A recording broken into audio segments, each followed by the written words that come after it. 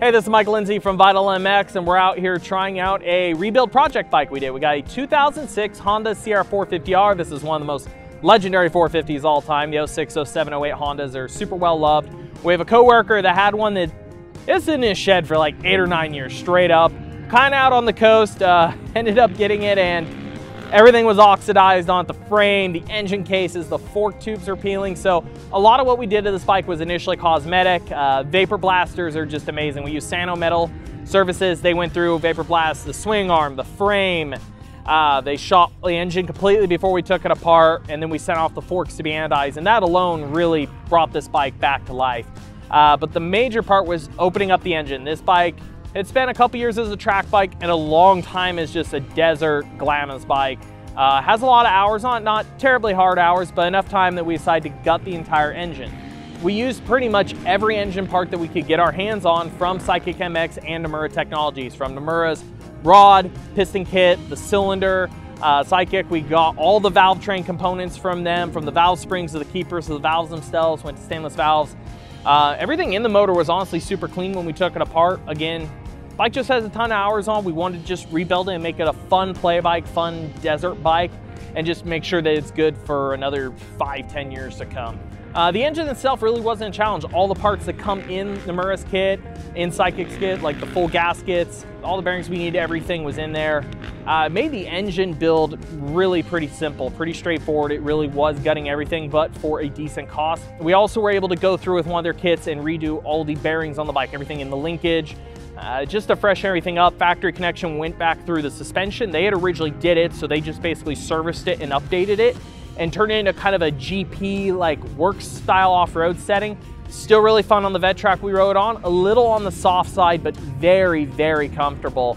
Really, at the end of the day, everything with the engine went off without a hitch. Everything on the suspension side, these older Honda 450 chassis, everybody talks about it. They really are amazing. Very comfortable, handles amazing, very well balanced. It really brought me back. When I was around 14, 15, my dad had an 06 CRF450, and I put so many hours on that thing, weighing like a whopping 130 pounds. I remember the power being so aggressive.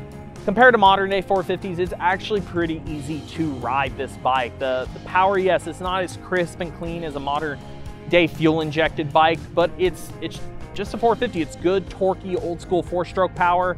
Honestly, at the end of the day, the really only negative I have from doing this build, and this is on me, is I haven't dealt with a carburetor in forever.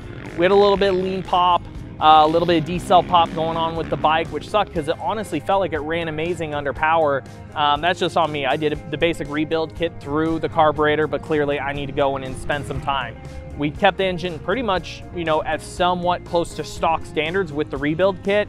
We did add the rocket exhaust. It is a little on the loud side, but it's a very inexpensive pipe compared to some of the competition. Very simple to put on, very wide open style, so it takes a little bit of the bottom away and increases mid to top, just made it really broad and easy to ride. Really, to top it off, we just went through and kind of replaced some of the most standard parts on the bike. We went to a modern set of bars and grips from ODI, freshened up the wheels with W, put some DID rims on it. They Cerakoted the stock hubs, fresh sprockets from Sunstar, fresh DID chain, fresh Dunlop tires, MX53 front, 33 rear. Just went ahead and kind of modernized the bike, even from the wider tie foot pegs from Flow Racing. So again, nothing on it really felt like a departure from the bikes that we have been riding as of recent, the new bikes we test. Ultimately, at the end of the day, I know a lot of people love to pick up older 4-strokes, older 2-strokes and fix them up. If you've never done it though, just be prepared for the obvious. Budget for the worst case scenario. We went through this as a budget build. We still didn't spend a ridiculous amount of money, but we ended up being like, okay, you know, again, bearings, just cleaning it up properly and everything. The little things start to add up over time. So just be prepared for the farthest extent of what could happen with your build. And also, as I said, for guys having to deal with carburetors in a while, be prepared to play with that maybe a little bit if you don't got some good notes or some good memories of what exactly you're doing there.